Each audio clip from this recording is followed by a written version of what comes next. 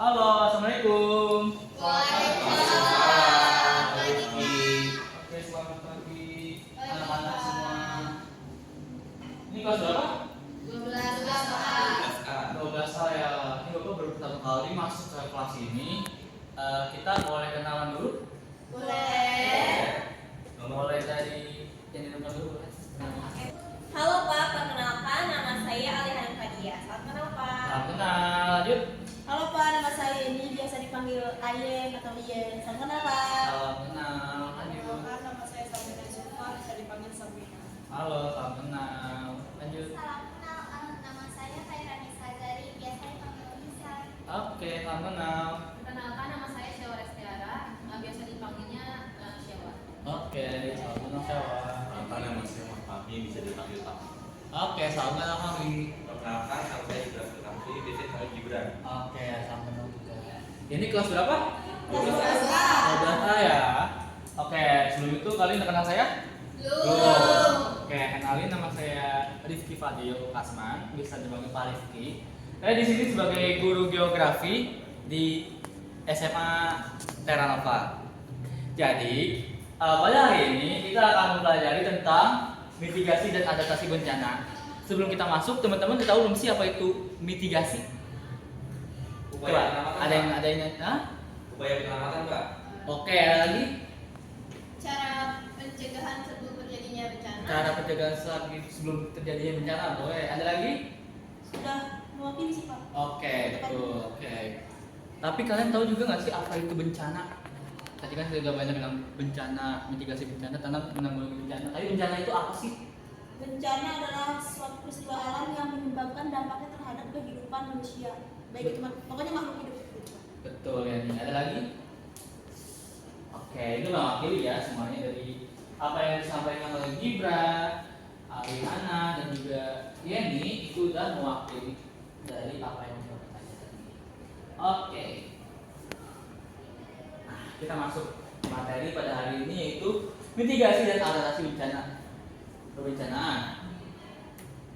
Nah, sebelum itu, Bapak mau ngasih tahu dulu tentang tujuan pembelajaran pada pagi hari ini, yaitu menjelaskan pengertian mitigasi dan adaptasi bencana. Tadi udah ya, pengertian dari mitigasi dan adaptasi bencana. Terus juga mengidentifikasi jenis-jenis bencana di Indonesia. Tadi juga ada menganalisis upaya mitigasi dan adaptasi yang sesuai. Dan yang terakhir itu menentukan sikap tanggap bencana. Oke, isi materi pada hari ini ada 3. Yang pertama itu ada jenis dan karakteristik bencana, peta sebaran wilayah bencana alam, dan terakhir itu ada mitigasi risiko bencana alam. Oke. Pada materi pertama ini ada jenis dan karakteristik bencana alam. Tolong Gibran, tolong dibacakan. Oke, jadi dari karakteristik bencana alam. Menurut UU Nomor 24 Tahun 2007, bencana adalah peristiwa atau serangkaian peristiwa yang mengancam dan mengganggu kehidupan serta kehidupan masyarakat. Nah, di bencana itu ada alam, non alam, dan ada bencana sosial. Nah, tadi sudah dijelaskan yang juga ya. Bencana itu adalah peristiwa atau serangkaian peristiwa yang sangat mengancam dan mengganggu kehidupan serta kehidupan masyarakat. Berarti itu sangat bahaya, bisa memakan korban, maupun itu korbannya dari nyawa, material dan sebagainya. Nah, terus juga bencana itu ada 3 teman-teman. Ada bencana alam, non alam dan sosial. Nah, bencana alam itu apa? Ada yang tahu? Bencana Contohnya ya contoh longsor, benar. Kayak gitu. Bangka Putih. Nah, itu benar banget. Bencana alam berarti datangnya dari alam. Nah, ada bencana non alam. Ada yang tahu bencana non alam? Banjir termasuk. Itu banjir itu termasuk pada bencana alam. Bencana non alam itu biasanya itu kayak kebakaran hutan. itu masuknya alam. Bencana non alam itu biasanya tuh yang terjadi baru-baru ini. Nggak baru-baru ini sih, kayak beberapa tahun yang lalu itu COVID, endemi kayak misalnya malaria, flu, penyakit-penyakit menular, bisa dari hewan atau dari manusia itu sendiri. Nah, bencana sosial, ada yang tahu bencana sosial? Kebakaran itu masuknya bencana alam. Perang, betul. Ada lagi?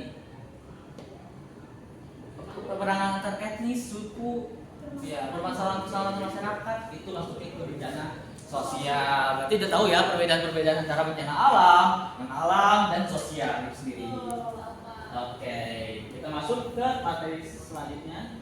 Nah, jenis bencana. Jenis bencana itu sebenarnya ada banyak teman-teman. Ada gempa bumi, tsunami, banjir, gelombang pasang, gunung meletus, dan tanah longsor.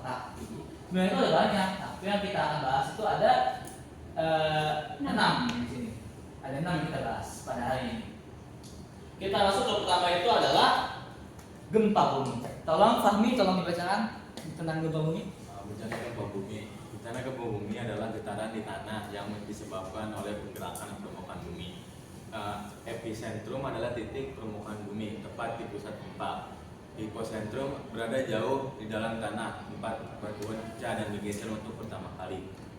Jenis gempa itu yang pertama adalah gempa bumi vulkanik, yang kedua adalah gempa bumi tektonik. Oke. Bencana gempa bumi yang sudah dijelaskan tadi oleh kami adalah getaran di tanah yang selalu bergerakan di permukaan bumi. Nah, epicentrum di sini tuh ada jelasin epicentrum dan hipocentrum. Ada yang tahu epicentrum dan hipocentrum itu bisa nggak jelasin secara jelas itu? Kan di sini kayak adalah titik permukaan bumi tempat pusat gempa. Ada yang bisa jelasin apa itu hipocentrum, apa epicentrum? Boleh cari di Google. Boleh cari di Google. Kalau ada yang tahu boleh angkat tangan ya.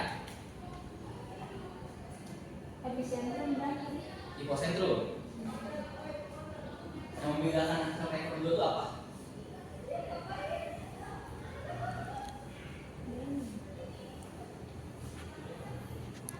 Saya Pak. Oke, Aliana. Perbedaannya, kalau epicentrum itu merupakan titik di permukaan bumi yang berada tepat di atas fokus atau hipocenter, dinyatakan dalam lintang dan bujur. Sementara hipocentrum itu titik di dalam bumi yang menjadi pusat gempa bumi, dinyatakan dalam lintang, bujur, dan kedalaman. Ya betul apa yang dikatakan Aliana. Jadi epicentrum dan hipocentrum itu bedakan dari titik gempanya teman-teman. Epicentrum itu biasanya tuh di permukaan bumi. Biasanya tuh di daratan atau di dalam laut, itu bisa termasuk dari epicentrum.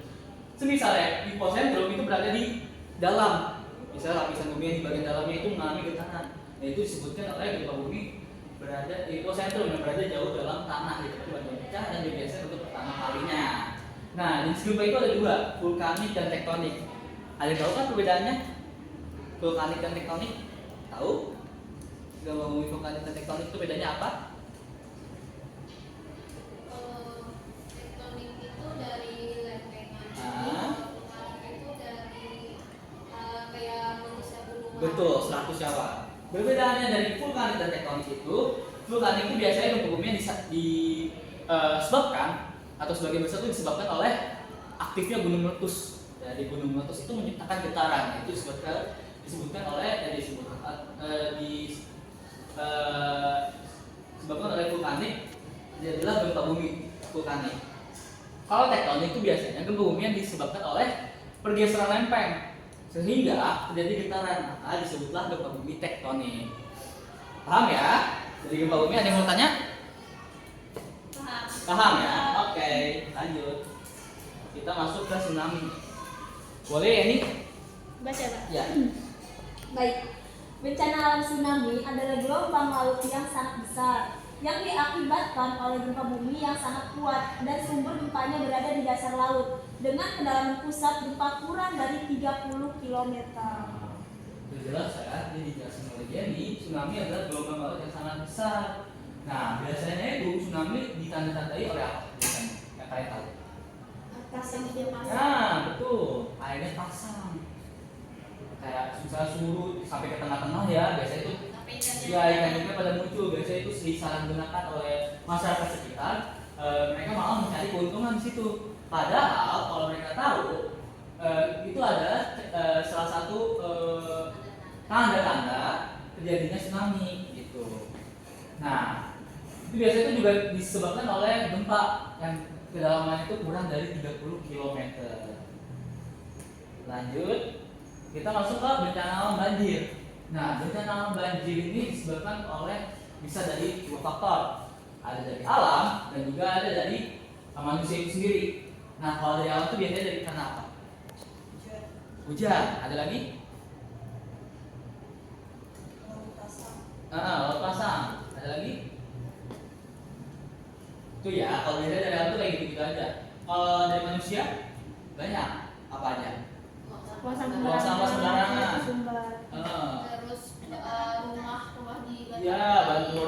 di bantaran kali menyebabkan air itu jadi sempit.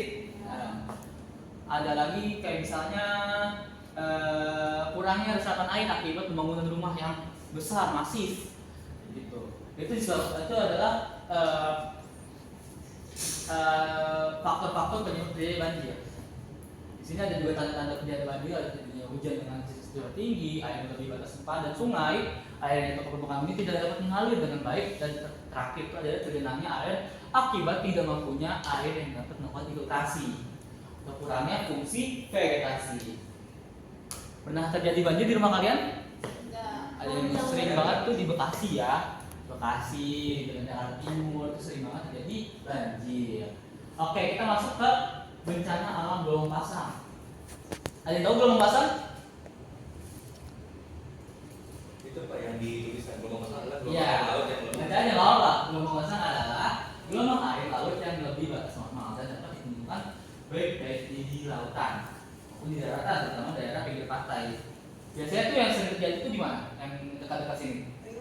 Tanjung Priuk, benar. Itu kan udah melebihi ya masa airnya udah melebihi di wilayah pesisirnya, mengakibatkan perumahan-perumahan di situ mulai tergenang air. Terus juga ada faktor lain, ada perubahan cuaca yang sangat cepat dan karena ada pengaruh gravitasi bulan maupun matahari.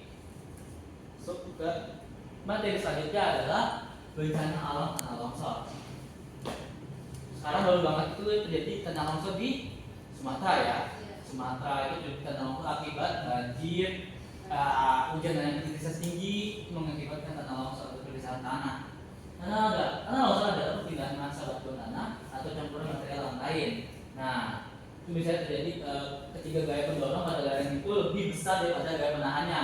Faktornya itu kayak misalnya terjadi karena adanya pembawa hutan secara masif yang menyebabkan tanah-tanah di situ tuh nggak ditahan oleh akar-akar. Fungsi-fungsi pohon itu biasanya kan untuk menahan lajunya tanah, misalnya kalau misalnya terjadi air yang banyak dari hujan gitu. Ada faktor-faktor tanda-tanda sebelum terjadi tanah longsor, ada runtuhnya lapisan tanah, ada munculnya retakan-retakan pada lereng, dan juga biasanya terjadi setelah hujan yang tebing hakuk dan kerikil mulai berjatuhan.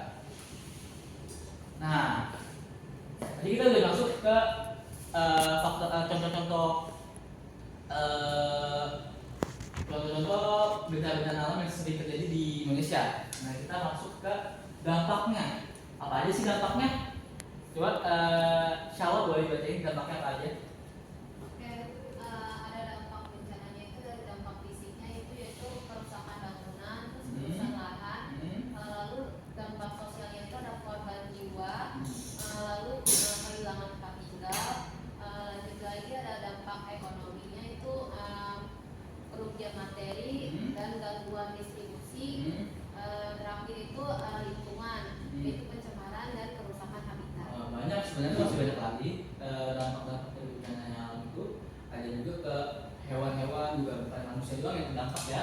Ada hewan-hewan, bahkan tumbuhan itu sendiri. Jadi ada segelintir dampak bencana yang terjadi akibat ulah manusia, bahkan ulah manusia itu sendiri. Nah, ini ada peta sebaran wilayah gempa bumi. Ada yang tahu kenapa Indonesia menjadi negara yang rawan bencana gempa bumi? Ada yang tahu kenapa? Karena itu berada di zona ring of fire. Betul, juga 100. Ada lagi? Mungkin karena Indonesia terdapat banyak gunung berapi. Betul, ada juga karena Indonesia terdapat gunung api. Dan juga Indonesia itu berada di beberapa lempeng besar, misalnya lempeng Indo-Pasifik, lempeng Indo-Australia, sama dari lempeng India, terus juga lempeng Indo-Australia tadi ya. Jadi ada peta sebarannya, yang merah-merah itu semakin tinggi. Terus ada peta wilayah rawan bencana tsunami. Biasanya itu terjadi di sini, dekat samudra. Kenapa? Ada yang tahu? Kenapa lebih banyak di sini dibanding di sini? Ada yang bisa tahu? Karena itu pertemuan dua lempeng Pak. Boleh. Ada yang tahu? Ada yang lagi? Masih kurang tepat. Karena itu biasanya tuh tsunami itu muncul ketika samudra ini samudera ini bisa terjadi faktor terjadi itu juga benar kata juga adanya pertemuan lempeng-lempeng di sini. Jadi itu adalah faktor terjadinya bencana tsunami. Kalau di dekat laut-laut itu masih kurang, bukan berarti yang hijau-hijau itu nggak mungkin terjadi tsunami, mungkin, tapi tidak setinggi di wilayah-wilayah berbatasan langsung dengan samudra. Nah ini ada peta wilayah rawan bencana banjir. Ini saya ambil di provinsi DKI Jakarta aja. Bisa dilihat kalau di sini tuh sekitar sini tuh masih terjadi rawan bencana banjir. Kalau orang ini menandakan bahwa tingginya itu sekitar 71 sampai 150 cm dari permukaan tanah. Sekitar ini bisa dilihat sendiri ya. Oke. Di sini juga ada wilayah rawan bencana gunung meletus. Ada yang tahu di sini Indonesia itu punya gunung meletus berapa banyak? Boleh searching?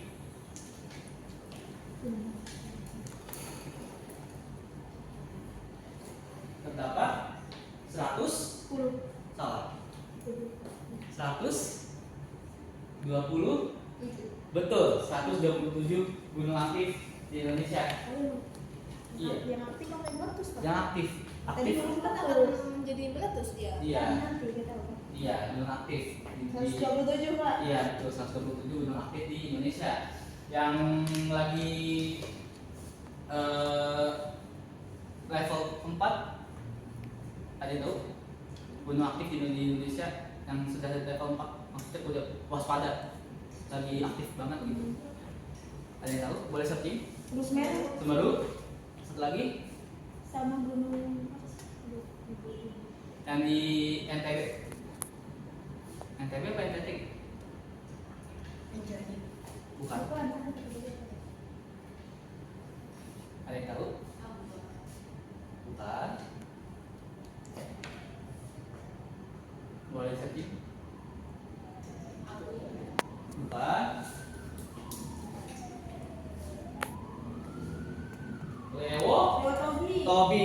Leo Tobi perempuan atau laki-laki? laki-laki, Pak. Betul, ya nih.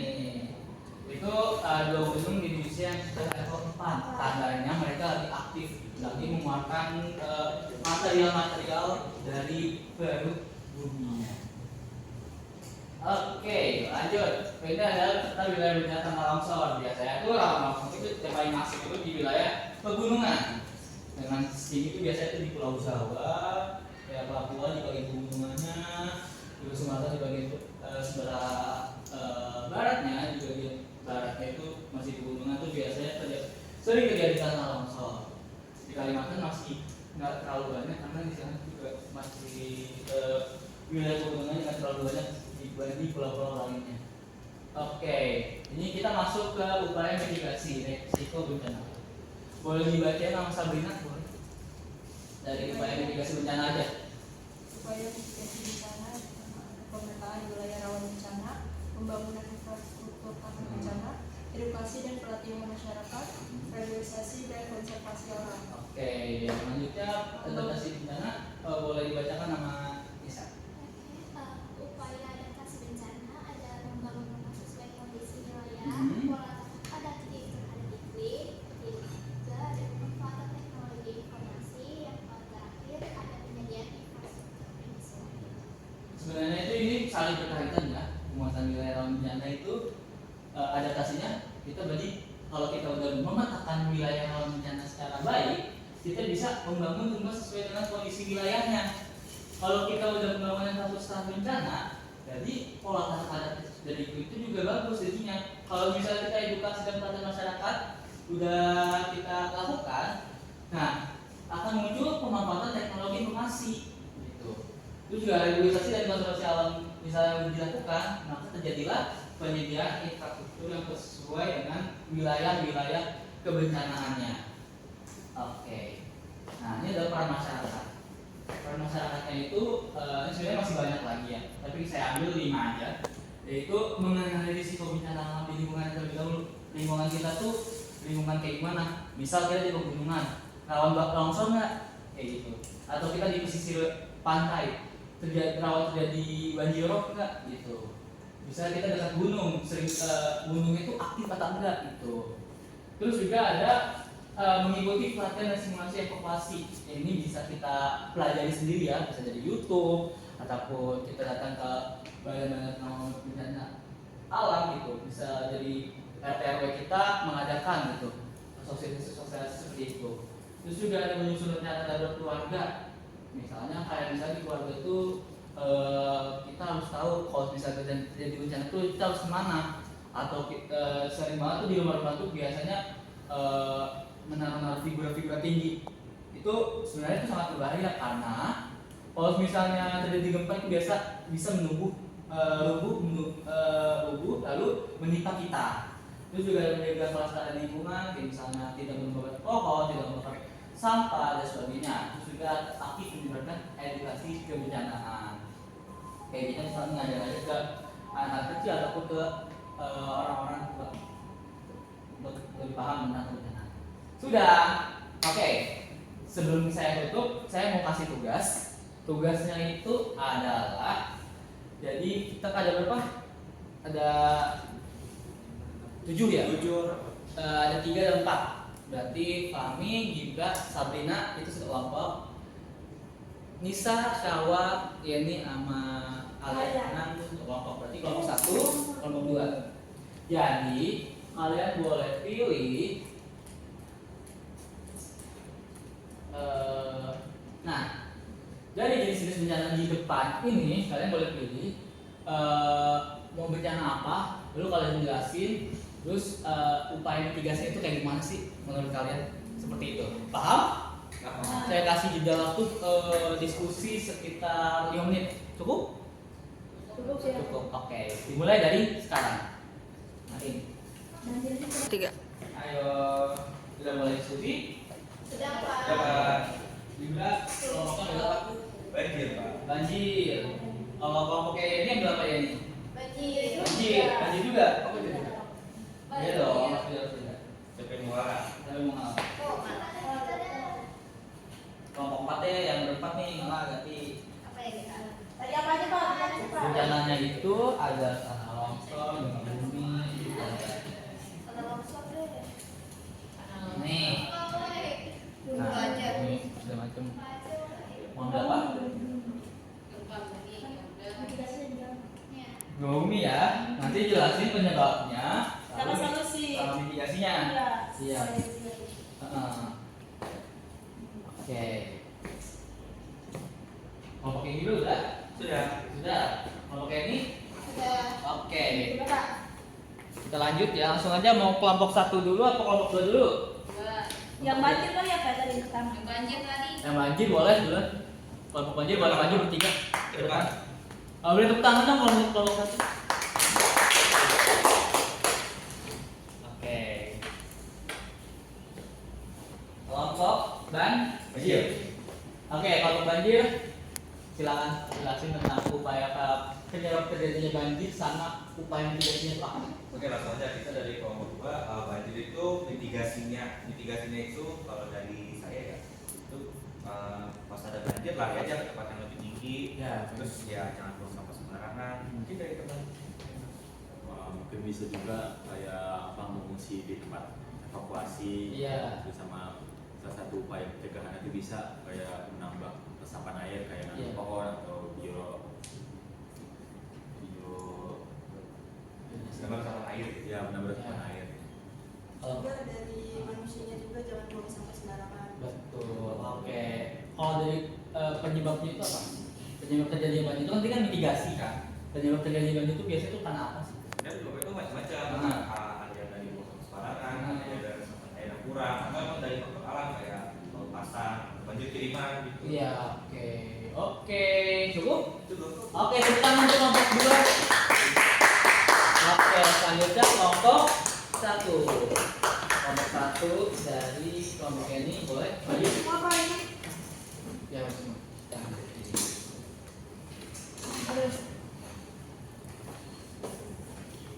Oke, lanjut kelompok ini langsung jelasin tentang penyebab terjadi gempa sama mitigasinya. Ya baik, terima kasih atas kesempatannya Pak. Perkenalkan kali dari kelompok Satu. satu akan menjelaskan mitigasinya. Boleh mungkin pertama dari Alia. Jadi penyebab gempa bumi itu yang paling umum yang seperti yang sudah kita ketahui dan sudah dijelaskan oleh Pak Rifki tadi, yaitu bergeraknya lempeng-lempeng kerak bumi. Jadi atau disebabkan karena letusnya gunung berapi. Nah, di sini itu kan tadi sebabnya ya. Di sini saya akan menjelaskan terkait mitigasinya. Nah, kalau misalkan gempa bumi kan, kalau misalkan kita ada di dalam ruangan ya, kita yang pertama itu lindungi kepala, terus dan nunggu si gempa bumi itu berhenti gitu, reda. Setelah itu baru kita keluar. Kalau misalkan di dalam hotel ataupun di ruangan-ruangan yang memang ada acara kan biasanya ada jalur evakuasi gitu ya. Nah, tinggal ikutin aja. Mungkin Ikuti sampai jangan lupa tangannya di sini, Iya. supaya kayak gini begitu. Karena bagian penting ini yang harus dilindungi pas tadi lupa. Oke. Jadi siapa? Ya, tambahan? Cukup. Oke, terima kasih kepada kelompok gempa bumi dari kelompok 1. Boleh duduk lagi. Mas Duduk. Pak. Oke, kita udah selesai ya untuk materi mitigasi dan kebencanaan ini. Saya harap para peserta semua bisa paham terkait mitigasi dan kebencanaan. Oke, next pertemuan nanti akan dikabarkan untuk materi selanjutnya. Oke, sekian dari Bapak. Mohon maaf. Wassalamualaikum warahmatullahi wabarakatuh. Waalaikumsalam.